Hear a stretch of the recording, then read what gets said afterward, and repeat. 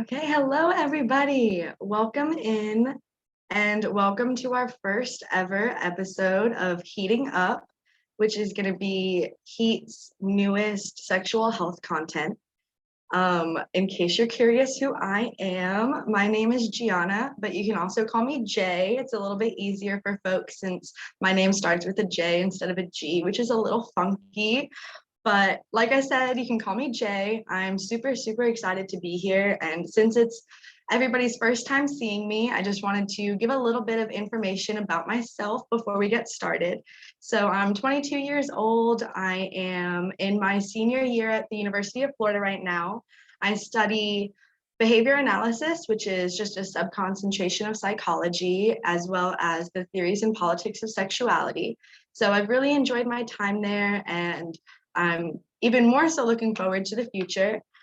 I am really passionate about work within sexual education, so it means a lot for me to be able to be here and trying to really establish relationships with folks in the community to be able to ensure that they're getting the information that they need and deserve. So that's a few things about me. I was lucky enough to intern with H.E.A.T last semester and was even luckier to be brought on again this semester to help create our sexual health content. So that is a little bit about me. It's nice to be here and to see you folks. And like I said, this is the first ever episode of Heating Up. So today's episode is entitled, What is Sex? We're going to go over definitions and why this is an important conversation to have. So oftentimes when we talk about sex, it can be a little bit ambiguous and not necessarily something that's really clearly defined. So I think this will be a good place for us to kind of talk about our ideas regarding sex and get us all on the same page. So with that, we will go ahead and get into the bulk of our content. On today's episode, I wanted to start off talking about some of the research that's been done within the field, which is not going to be the case every time. I know scientific research is not always accessible. Hopefully there'll be some pushes within the scientific community to amend those situations, but scientific literature can be really dense and even more so really boring. But I think it's really interesting to see the research that people have done within the field to try to figure out what sex means to people. That kind of community outreach and understanding where people's thoughts are already at is really important to be able to tell us where we need to go in the future. So with that, we're gonna kind of converse a little bit about some of the outstanding research regarding how everybody defines sex. And you might have seen this coming, but not everybody defines it the same way. That's really important because a prominent theme within what I hope to do within these episodes is really understanding everybody's intersectionality and all of our different experiences and identities and how that impacts our whole existence, including how we view sex.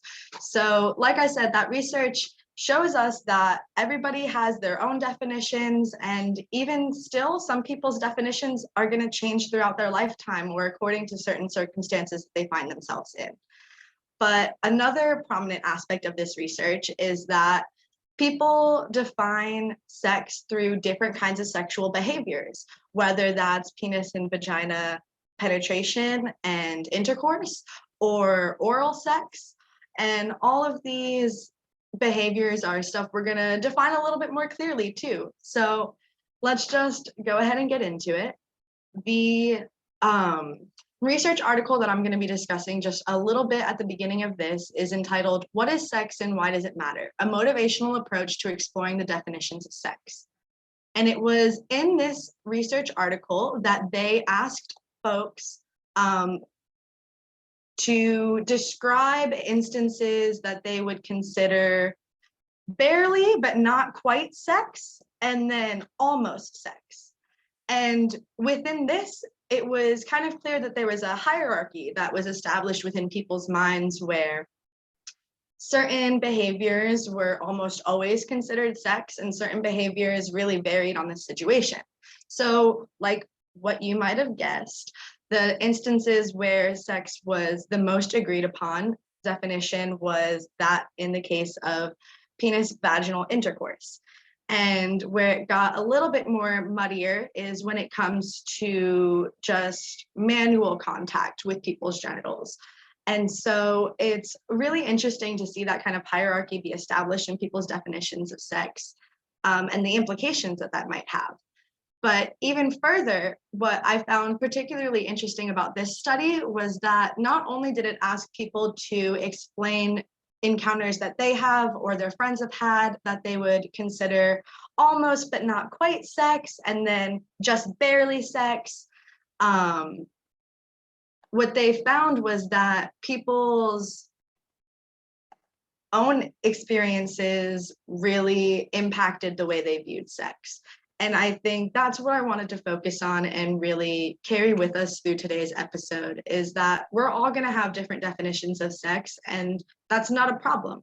If anything, that's a reason for us to come together and have these kinds of conversations so that we can better establish relationships with ourselves and the people around us, so that we can all get on the same page. Because at the end of the day, communication and consent are going to be some of the most important aspects to our sexual identity and expression. So as long as we're maintaining that, these kinds of definitions aren't going to really make or break us in these conversations. It's really just important that we name the things we're talking about explicitly, and that we understand that people are going to have different experiences and opinions than our own, and not let that hinder us from having these really important conversations.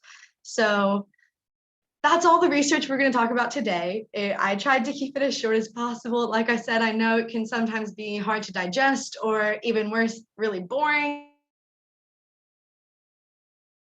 to talk about research. But if folks are ever really interested in that and want to see more, I'm a little bit of a nerd, self-acclaimedly. So if you guys like the research, let me know. I'll definitely incorporate it more. But I think it's, more important to really focus these kinds of episodes and this educational experience on what we're going to experience on a day-to-day life, which is not always what's reflected in the lab or in research. So no more research for today. And instead, we're kind of going to move on to those aspects of sex that are really important that I mentioned before, which is communication, consent, pleasure, all of those kinds of really important topics that I think should be a part of the conversation when we're defining sex, more so than what particular behaviors might define sex. So we're going to start this conversation with consent, which is, to me, one of the most important aspects of sexual education. I think in our current models of sex education, this is one of the biggest failures, is that consent is not highlighted at the utmost importance that I feel it deserves to have. And one of my professors at UF actually, I think, explained it in a way that really resonated with me, which is where if there is no consent, then it is not sex. So if we're going to be defining sex by any terms, it should be that it's a mutually agreed upon and consented to act by every party involved. And so now we know the importance of consent and how it's required for any kind of sexual activity, but let's talk about what consent is, the ways you can make sure you're getting it from your partner, and how to communicate its importance to the people in your life, so that hopefully we can, build safer and more sustainable communities for all of us to be able to express ourselves sexually without concern that we're putting ourselves and the people around us in vulnerable positions. So my favorite model to talk about consent is called the fries model. And fries, who doesn't love fries? Potatoes, one of my all-time favorite food. There's so many different ways to eat it, and we all love a good fry. So fries in this instance, though, when we're talking about consent, is actually an acronym. And so FRIES, and each letter is going to represent a different aspect of consent that is required for it to be its most valid form of consent. So the F in fries stands for freely given. This speaks on ensuring that you're not being coerced into this decision. It's not something that you feel pressured to do, but instead you're doing voluntarily, entirely voluntarily, and not for any other reason, like, your person leveraging their relationship with you about it, or trying to say, well, I'm not going to give you X unless you give me sex. And that's really harmful, and it's not a legitimate form of consent. So that first letter, F, is going to stand for freely given. And that's a really important aspect to consent. And so the next letter, R, stands for reversible. And this speaks on kind of a really popular dialogue right now with consent, which is that it can be taken away at any time. Just because you consent to something at the beginning of maybe when you're getting cuddly, you're about to embark on some activity, and you feel really comfortable with it at first, but then maybe a few minutes down the road you've decided you aren't really as comfortable as you initially thought, and you'd really rather not engage in this activity anymore. The R, meaning reversible, validates that experience. It's completely okay for you to change your mind. There shouldn't be any shame or stigma associated with that. And beyond that, it's a part of consent. So understanding that you and the people that you're with can not only voluntarily give their consent, but that they voluntarily give their consent consistently and at every moment.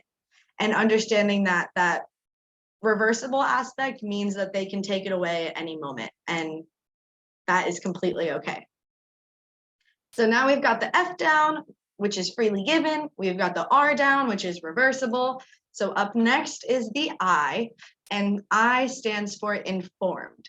So this ensures that we're communicating with our partners to make sure that they know everything they need to know. So that can look like maybe talking about the parameters of your relationship a little bit more, if that's something that you or your partners might feel would affect their decision to engage in sex with you, or talking about any kind of pertinent STI statuses that you or your partners might have. Ensuring that you're having these really open communications to make sure that you and your partners are as informed as possible about any kind of instance that might be affected through this sexual engagement is another really important and necessary aspect of consent. So we're almost halfway, we're a little over halfway there now. We've got the F, we've got the R, we've got the I. And so now we're at my favorite letter, which is E, and this stands for enthusiastic. So this means, not only are we voluntarily giving our consent, but we're excited to give our consent. I think oftentimes sex becomes something for a lot of folks, depending on different identities that we might have, as something that's not meant to be enjoyable, or perhaps maybe is only for reproduction. And so I think the E, standing for enthusiastic in this model, really liberates us and gives us that ability to make sure that we're enjoying it, which is something that to me should be a key part of sex.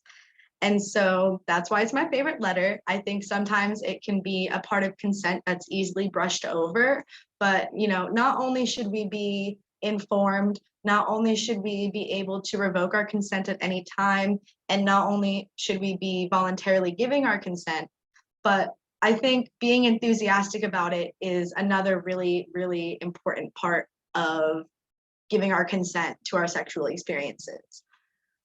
And so that's why it's my favorite. I think it, speaks a lot on, how we can change the social dialogue regarding sex and how it stands for a lot of people with a lot of different identities. And that brings us to our last letter of our Fry's model, which is the S, and this stands for specific. So this letter is also, I feel like, a part of consent that is brushed over sometimes, but it's important to understand that each time we're giving consent, it's specific to that interaction that we're going to have. So a lot of times folks will think, if they're in a committed relationship with their partners, that they're almost entitled to consent at any time, but that is not the case. Consent should be given every single time, and making sure that everybody involved wants to have it at that specific moment.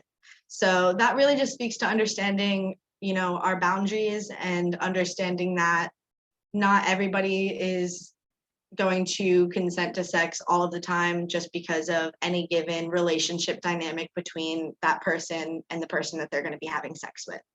So alas, that is the fries model. I think hopefully folks can see why I enjoy it so much. I think it's something that takes a while to remember. I'm not gonna lie. The first time I was ever introduced to the fries model was honestly a few years ago, probably in 2019. And it took a while for me to remember what all the letters stood for, but now it's something that I turn to all the time to make sure, not just within the work that I do within sex education, that we're highlighting every single important aspect of consent, but also in my life and in the life of the people that I love and care about, really helps to ensure that we're all getting the sexual experiences that we deserve. And so one more time before we move on to the next topic, I wanted to reiterate the fries model and what each letter stands for. So the F stands for freely given, the R stands for reversible, the I stands for informed, the E stands for enthusiastic, and the S stands for specific.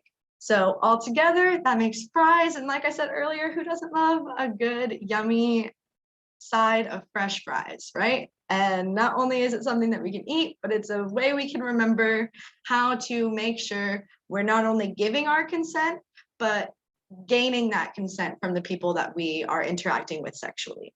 So like I said, consent is a really integral aspect to talk about when we're trying to define sex and talking about what it is and what role it might play in our lives. There's a lot of variance between what individual people might classify as sex in terms of those specific sexual behaviors or sexual acts. But one thing that should always be consistent is the presence of consent. Without it, it is not sex. So now we're going to move on to something I kind of hinted at earlier while I was explaining why I like the E standing for enthusiastic so much with the fries model. And that's the concept of pleasure. I feel throughout our history, and especially within the way we've viewed sex culturally, it's not always been pleasure centric. And I think the push to really highlight pleasure as an important and valid aspect of sex is really important. Like I said, there's a lot of instances historically where people were forced into certain situations or were robbed of certain experiences because sex was viewed as valid only for reproductive needs. And that is one of the amazing reasons folks might want to have sex. They might want to try starting a family with their partner and child rearing. And that is a beautiful and glorious thing that our bodies are capable of and is one of the many positive consequences that can come from sexual interactions. But it's important to understand that that's not everybody's goal or intention. It's important to ensure that, we're given the resources to mitigate that if we don't desire that. And more so, it's really important to highlight how we should be enjoying our sex, even if it is for reproductive needs. And so we'll kind of talk about, reproduction and birth control in later episodes. So, there's a lot we're going to be talking about in later episodes. This is really just the very beginning for us, but I still thought it necessary to talk about pleasure right now so that we can understand it as another really valid and necessary component to sex. So, ensuring that we have this pleasure-centered model of sex also helps create a narrative that, everybody's pleasure should be equally prioritized unless otherwise agreed upon. And I think that can really help shift the social dialogue to really empower a lot of people who have felt robbed from their sexual expression. So we'll get into that in later episodes as well. But like I mentioned earlier, our intersectionality is really important to these conversations. And so understanding, our different experiences because of those identities and how that's going to impact our views of sex and how we've been able to access sex throughout our lives is incredibly important. And this push to center pleasure helps acknowledge that and acknowledges that, there is all this difference between us. And because of that, oftentimes or sometimes different people's pleasures prioritized differently. And that's not always necessarily what we should be striving for unless it was mutually agreed upon between yourself and your partners. So it's okay to not always seek your pleasure. And there's a lot of folks who don't wish to seek their pleasure. We'll talk about this in a later episode as well. We'll go into LGBTQ identities, but there's some folks within that community who don't like receiving pleasure. And that's entirely valid as well. But having these communications about pleasure helps us really understand everybody's wants and needs and ensures that everybody's getting those wants and needs like they deserve when they're having sex. And so we're going to kind of move on from pleasure for the moment, but pleasure and consent will be recurring themes throughout the episodes, and we'll definitely revisit them as we delve into other topics. But before we move on from pleasure, I did want to highlight something that I think is important and that can sometimes be conflated, which is that pleasure does not necessarily always mean orgasm. And I wanted to mention this because I think it's important to mention orgasm when we're talking about the definition of sex, because for a lot of folks, that is how they define sex, which is completely okay. Everybody, like I said earlier, is going to have their own definitions for sex depending on their lived experiences that they've had throughout their lives. And that's something we should celebrate. But I think it's important to be mindful that our experiences are not always going to be the same as everybody else's. And in those conversations, I think it's important to talk about how, like I said earlier, pleasure does not always equate to orgasming. And having this conversation too brings not only awareness to the fact that everybody's pleasure is going to look different, but it also kind of sheds a light on orgasm gaps. And we can delve into that in later episodes as well. Try not to talk your ears off too much with this really introductory episode, but these are all issues that I really care about, and I hope you folks do too.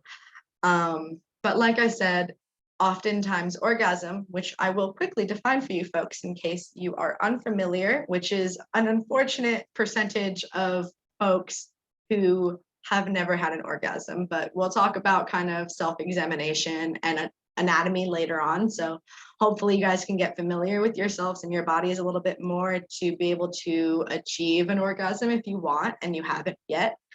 But what it is, I keep saying this word and not defining it.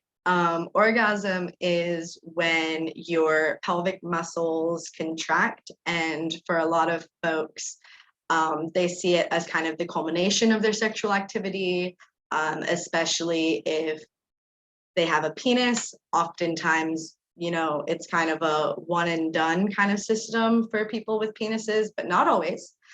And then for people with vulvas, they oftentimes can have multiple orgasms. So it's even more fun if the orgasm's not the end point, but rather like multiple little pit stops along the journey.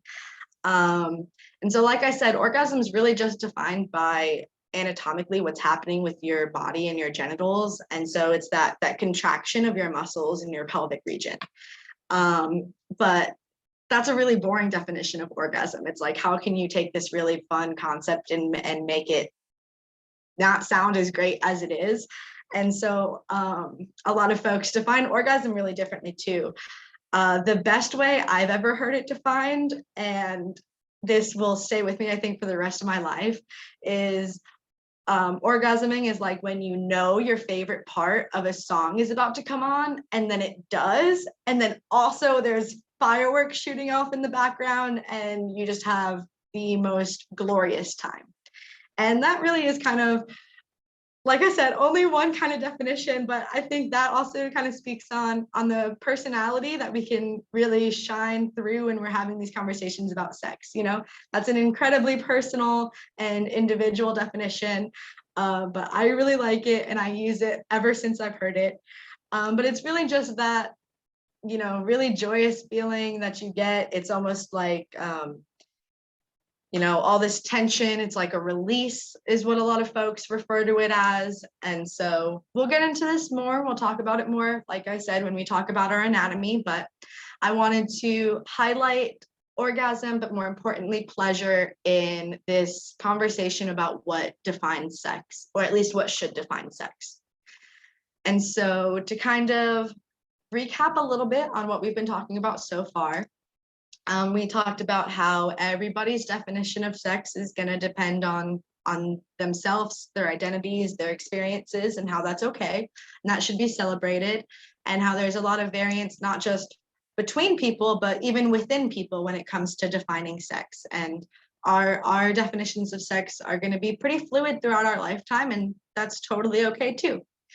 And then from there, we did talk about the things, the main thing that especially should not be fluid when it comes to talking about sex, and that is consent. Consent is always required for an experience to be classified as sex. If there's no consent, it is not sex. And we discussed consent using the Fry's model, which I will, reiterate towards the end when we're recapping the entire episode.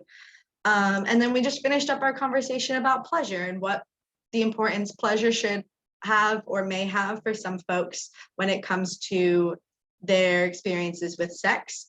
And we talked about orgasm a little bit as well too, all of which are, pleasure and consent are going to be recurring themes, and orgasm is going to be something we talk about more specifically a little bit later on. And so now we're going to just talk really quickly about one other aspect of sex that I think is important, or at least not just how we should navigate our own sexual experiences, but how we should navigate these conversations about sex, is trying our best to be trauma informed. This is kind of a little bit of a heavier topic, so if you need to step away, now would be a good time to do so. But unfortunately, there are folks who experience sexual trauma, and we need to be mindful of these experiences and make sure that when we're talking about our sexual experiences and we're engaging in them as well, that we really move with care and comfort and compassion, and we're making sure that we're treating ourselves and our partners with the respect and the dignity that they deserve. And sometimes that can look like giving space to be able to be vulnerable and talk about the experiences we may have had and how that impacts our sex life. There's no shame with experiencing any kind of sexual violence or abuse. It is really, really hard to experience. And if you ever need to talk about it, if you ever need resources, please reach out.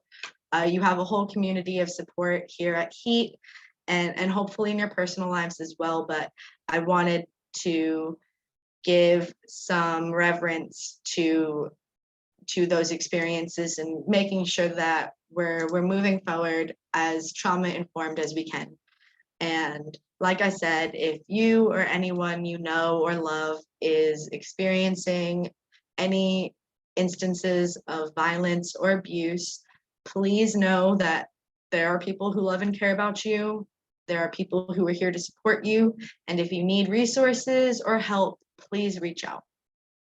So that was all I wanted to talk just quickly on some of those heavier topics.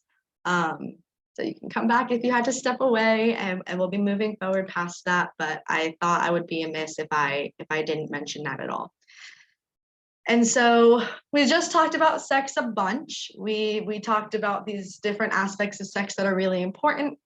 And so now you might be thinking, why? Why are we having this conversation? It's cool that we're having it, maybe, or maybe I just wasted a half an hour. But either way, I think it's an important conversation to have, but it's helps when you understand why it's an important conversation to have. And so just quickly, there's a lot of benefits to engaging in sex, whether it's physical health benefits or psychological benefits or spiritual and interpersonal benefits that you might experience in your relationship and your personal lives. There's a lot of different reasons that people engage in sex. It's something that folks are going to do. If there's anything people are going to do, it's probably going to be have sex. And, in our discussion of LGBTQ plus identities, we will talk about asexuality. So, sex is by no means the default, but it is something that a lot of folks engage in. And so for that reason alone, I think it deserves space in our lives to have these conversations so that when we're engaging in sex, we feel well supported and we have the resources we need to navigate those circumstances on our terms. But like I said, there's a lot of physical health benefits. There's a lot of psychological benefits, which we'll have an episode on kind of the neurobiology of what happens when we're having sex. So that'll be a really interesting episode where we'll really dive into the psychological benefits that can come up from having a healthy and happy sexual life. And then there's also spiritual and interpersonal benefits as well. A lot of folks view sex as an extension of their spirituality, as an extension of the really meaningful ways that they can connect with themselves and the people around them. And beyond that, there's also interpersonal benefits that we can have and experience in our relationships when it comes to our sex lives. So a lot of the time it can help us feel like we're growing closer to somebody, or maybe it can help us as a starting point to have even more rich conversations with one another.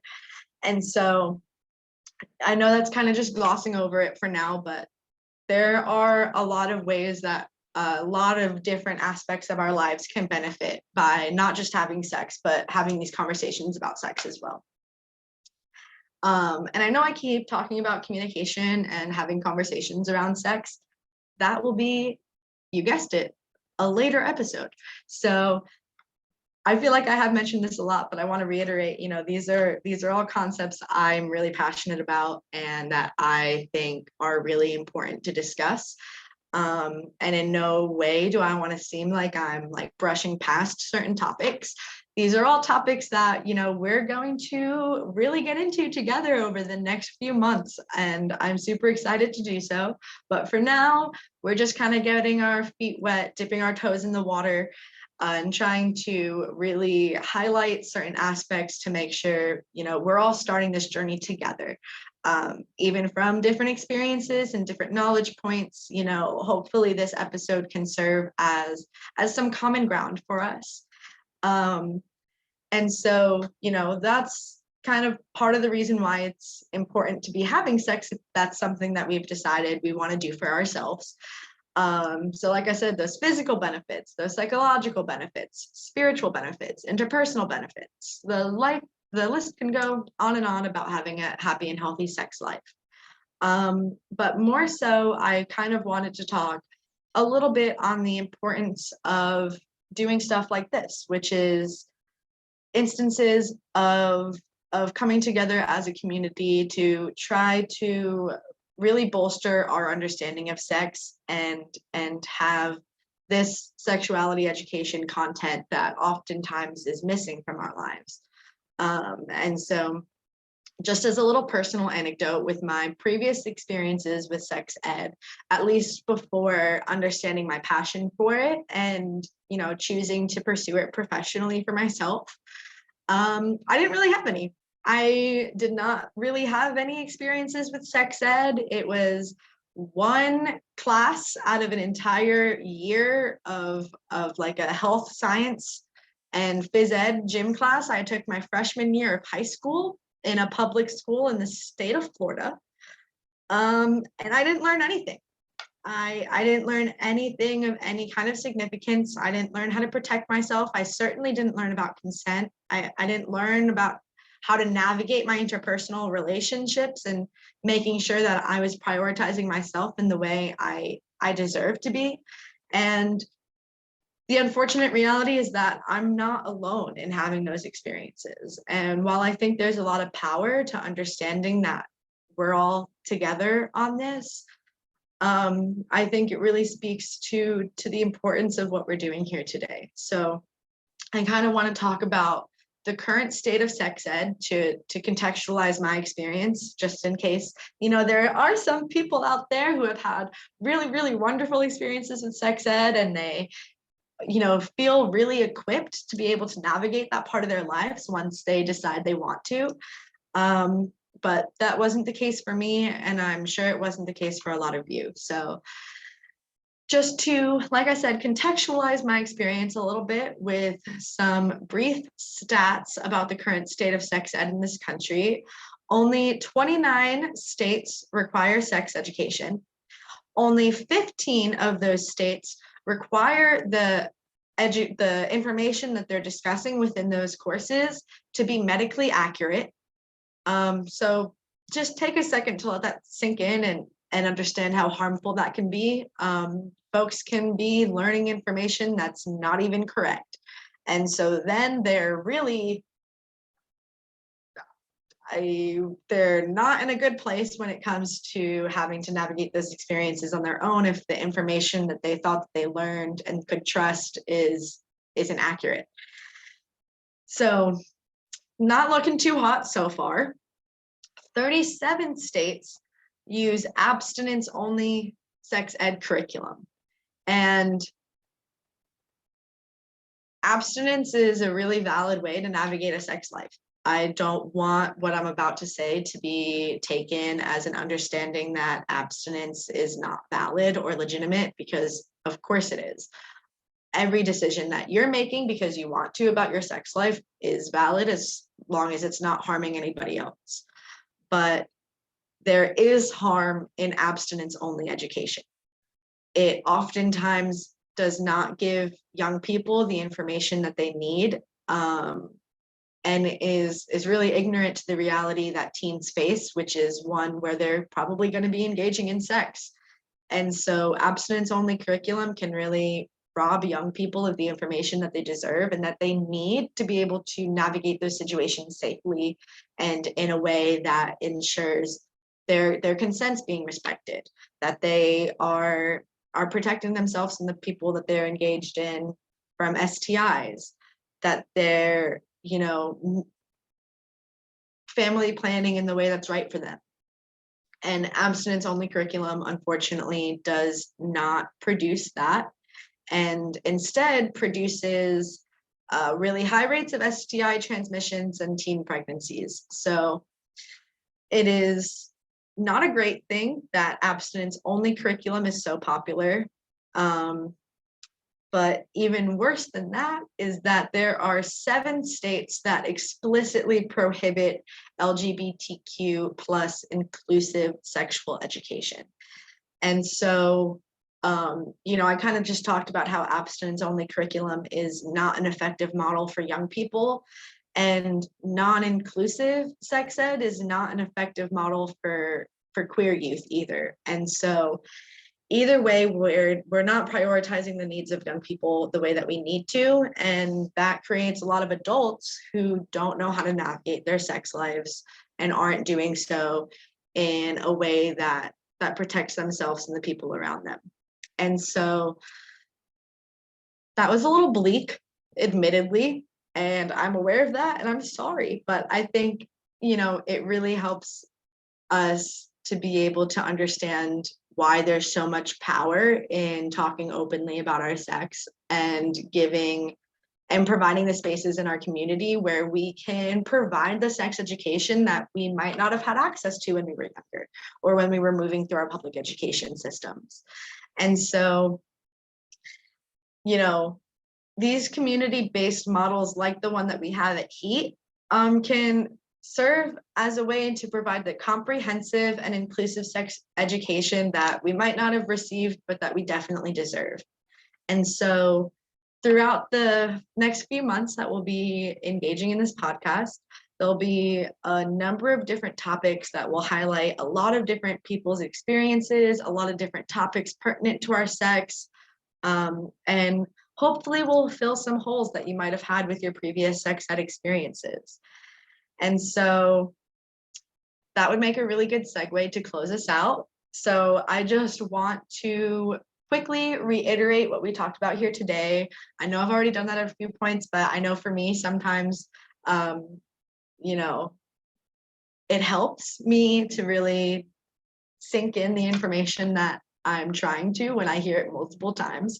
So, we went over all the variants within and between ourselves when it comes to our definitions of sex, and we understand that there are a bunch of different sexual behaviors that are entirely valid to view as having had sex, depending on our different experiences and our different identities, and that the most important thing we can do is just communicate that definition of sex so that we can ensure that we are not only giving but receiving consent, which is another very, very, very non-negotiable and important part of sex. Like I've said many times, it's not sex if there's no consent. And we used the Fry's model to define sex, where the F stands for freely given, the R stands for reversible, the I stands for informed, the E for enthusiastic, and the S for specific. So we talked about that Fry's model of consent and how absolutely integral it is to our definition of sex. Then we talked about pleasure and understanding that that might be and could be and should be a priority for a lot of people when it comes to defining sex, and how that's almost an act of rebellion in and of itself to define sex in that way. We talked about the importance of being pleasure-centric when it comes to our definitions of sex and how that may or may not incorporate orgasm. And we talked a little bit about what that means, which we will definitely get to in later episodes. Then we, for a minute, spoke on the importance of being trauma-informed when we're having and navigating these conversations in our sex lives. And then beyond that, we talked a little bit briefly about the different benefits we can experience from having a happy and healthy sex life. And then we talked about sex ed and how comprehensive and inclusive models can help really equip ourselves and the communities we care about to be able to embark on their sexual journeys and their sexual experiences as safely as possible and in ways that really reflect what they want out of those experiences.